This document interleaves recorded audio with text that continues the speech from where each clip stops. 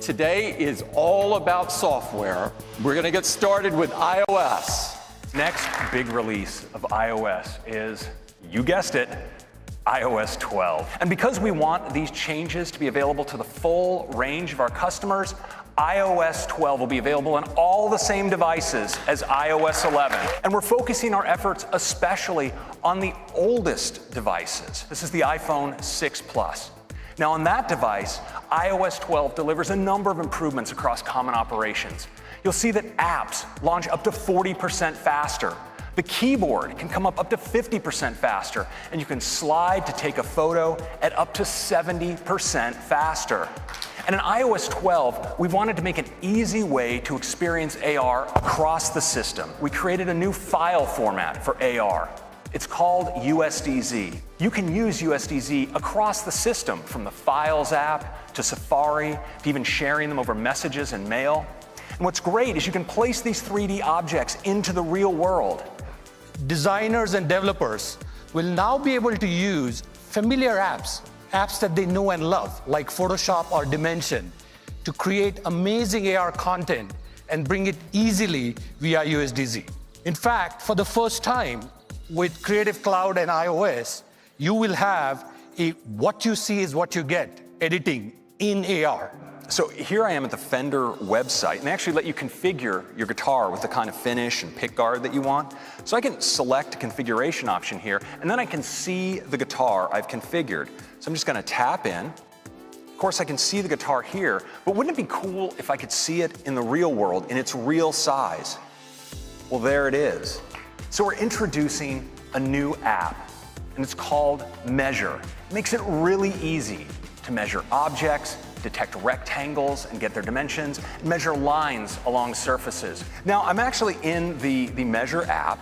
You see, I can easily measure along this suitcase by just tapping and dragging out a line like that. And check that out. It's a measurement. And we're on a relentless pace of advancement with AR, and that continues today with ARKit 2. Now this delivers true multi-user augmented reality. You and the people around you will be able to see your own perspective on a common virtual environment. And to help all you developers get started, we created this sample app written in Swift that you'll all be getting today. Now check out how both players and even a third observer can all experience the same environment in real time. Here we have Assembly Square. It's one of our LEGO creator sets. Perfect, because now, with ARKit 2's multi-user support, we get to play with up to 4 friends in the same space. This year, we're making photos even better. We have an all-new tab. It's called For You. And with For You, you have all of your memories, those great memory movies, but more, like featured photos, highlighting a photo that you took on this day in past years. And effect suggestions, for instance, suggesting looping a live photo or applying a new portrait effect to one of your portrait photos. We've added sharing suggestions. So imagine you've gone out for a great dinner with some friends and you took some photos. Well, afterwards in For You, you'll see a suggestion like this to share those photos.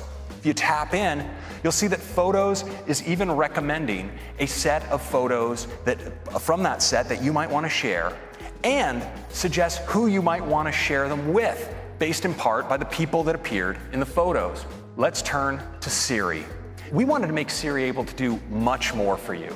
And we're doing that by taking advantage of the power of apps with a new feature we call shortcuts. Now, say you have the Tile app because you're always losing your keys.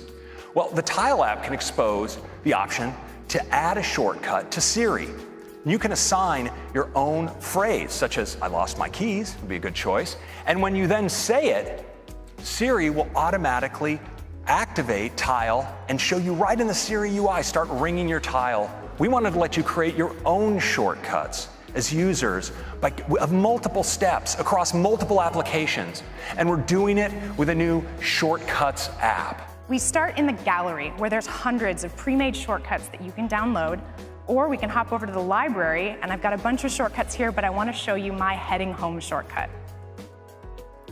You can see that it's just really a series of steps. It grabs my location and my travel time, and it sends my ETA to my roommate. It sets my HomeKit thermostat to 70 degrees, and it turns on my fan. And last, it gets directions home with Apple Maps with the best route to avoid traffic. I've already added this shortcut to Siri with the custom phrase heading home, so now, whenever I leave work, I can just say, heading home. You will get there in 1 hour. I sent a message to Cheryl. Your thermostat is set to 70 degrees, and I turned on the fan, playing KQED radio. We're bringing Apple News to